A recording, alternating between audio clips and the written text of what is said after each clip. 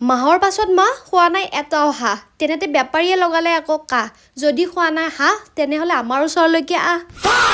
একোকে নেখাও আজি একো এটা ঘৰত নাই এই খাউতকৈ বজাৰলৈ গৈ হাঁহৰ মাংসকে আনিলো চাই যদিও বা হাঁহে আৰু মাহে মিলিহে হয় পাভ যোৰা আজি কিন্তু আমাৰ পাকঘৰৰ কেৰাহীখনত হাঁহে আৰু জহা কোমোৰাহে মিলিব যোৰা আৰু এইখিনি মুহূৰ্তলৈকে আমাৰ হাতত পৰা আটাইতকৈ ডাঙৰ খবৰটো হ'ল যে আগলতি কলপাত লৰে চৰে মালতি আহি আগতে পৰে আৰু ছয় চাই বাচন চাফা কৰাত ধৰে আৰু যিহেতুকে এতিয়ালৈকে গোটেইবিলাক যোগাৰ পাতি কৰি লোৱা হৈছে এতিয়া ৰন্ধন প্ৰণালীটো আৰম্ভ কৰোঁ আৰু এইখিনিতে বিশেষভাৱে মন কৰিবলগীয়া সেই বিশেষ কথাটো হ'ল যে প্ৰত্যেকবিধ উপকৰণে শক্তি ভক্তি আৰু সামৰ্থ্য অনুসৰিহে ব্যৱহাৰ কৰিব কবিয়ে কৈছে আগতে কৈছে সেইটো জীৱনে নহয় য'ত সমালোচনা নাই আৰু সেইখন তৰকাৰীয়ে নহয় য'ত জলকীয়া নাই জীৱনটোৱে মোক গুড়া কৰা দি ময়ো আকৌ আদা নহৰুখিনি গুড়া কৰি ঢালি দিলোঁ গৰম তেলত বেলেগৰটো বেলেগ মোৰ জীৱনত আঞ্জাত গৰম পানী আৰু জীৱনত চেঁচা পানী পৰাটো একেবাৰে স্বাভাৱিক কথা সেইকাৰণে মই বেছি টেনশ্যনে নলওঁ আৰু ইয়াৰ লগে লগে হাঁহৰ মাংসত ৰং হালধি সনা প্ৰক্ৰিয়াটো আৰম্ভ হৈ গ'ল বোলো নিজৰ জীৱনত ৰং নহ'লেও কিন্তু তৰকাৰীত ৰং ঢালিবলৈ নাপাহৰিব নহ'লে একেবাৰে উকা উকা লাগিব খাবলৈ আৰু জানেনে দালি মোক নালাগে হাঁহৰ মাংসৰ জুতি পায় আৰু একো নালাগে এবাটি মাংসতে সুখী দায় যিহেতুকে হাঁহৰ মাংস বনোৱাৰ প্ৰক্ৰিয়াটো এটা সম্পূৰ্ণ দীঘলীয়া প্ৰক্ৰিয়া সেই গতিকে অলপ ধৈৰ্যৰ প্ৰয়োজন আৰু আমি আটাই জানো ধৈৰ্যৰ ফল মিঠা আৰু খন্তেক সময়ৰ পাছতে আমি সেই ধৈৰ্যৰ মিঠা ফলো পাব গৈ আছোঁ আৰু ইয়াৰ লগে লগে আনফালে কুকাৰটো দালি বহাই দি তলৰ পৰা জুই লগাই দিলোঁ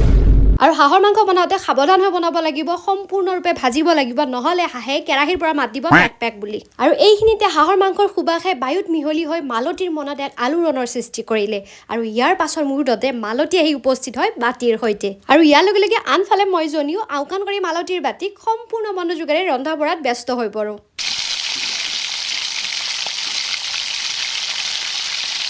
আৰু কি জানেনে আজি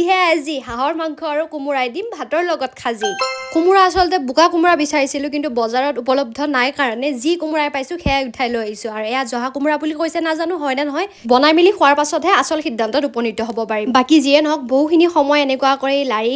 এবাৰ মাংস দিলোঁ এবাৰ কোমোৰা দিলোঁ আকৌ এবাৰ আলু দিলোঁ এনেকুৱা কৰি বনোৱাৰ পাছত ফাইনেলি হাঁহৰ মাংস ৰেডি হৈ গ'ল খাবৰ কাৰণে বাকী মাংসৰ তুলনাত হাঁহৰ মাংসটোত অকণমান বনাওঁতে সময় লয় আৰু ভালকৈ বনাব লাগিলে অকণমান সময় লৈয়ে বনাব লাগিব তেতিয়াহে সোৱাদ হয় আৰু যিহেতুকে জানোৱে ধৈৰ্যৰ ফল মিঠা আৰু এয়া ধৈৰ্যৰ মিঠা ফল পাব গৈ আছোঁ আৰু কেনেকুৱা এটা দেখি ভাল লাগিছে হয়নে বাতি কাঁহৰ মাংস হাঁহৰ আৰু আগতীয়াকৈ কৈ থলো দেই বাকী কাঁহী বাতিখিনিলৈ বেছি মন কৰিব নালাগে মাৰ যৌতুকতে অনা কাঁহী বাতি যিটো বয়সত মোতকৈও বেছি যিদৰে মোৰ জীৱনে মোৰ সপোনবোৰ ইগনৰ কৰে আজি মই তেনেকুৱা কৰি হাঁহৰ মাংসৰ আগত দালিখিনি ইগনৰ কৰিম আৰু কবিও আগতে কৈ থৈছে দালি মোক নালাগে হাঁহৰ মাংসৰ জুতি পায় আৰু একো নালাগে এবাটি মাংসতে সুখী দায় আৰু ইয়াৰ লগে লগে আপোনালোকৰ এটা লাইক কমেণ্ট শ্বেয়াৰতে সুখী হোৱা মই জনী আপোনালোকৰ মৰম আৰু আশীৰ্বাদৰ আশাৰে আজিৰ ভিডিঅ'টিৰ সমাপ্তি বাই বাই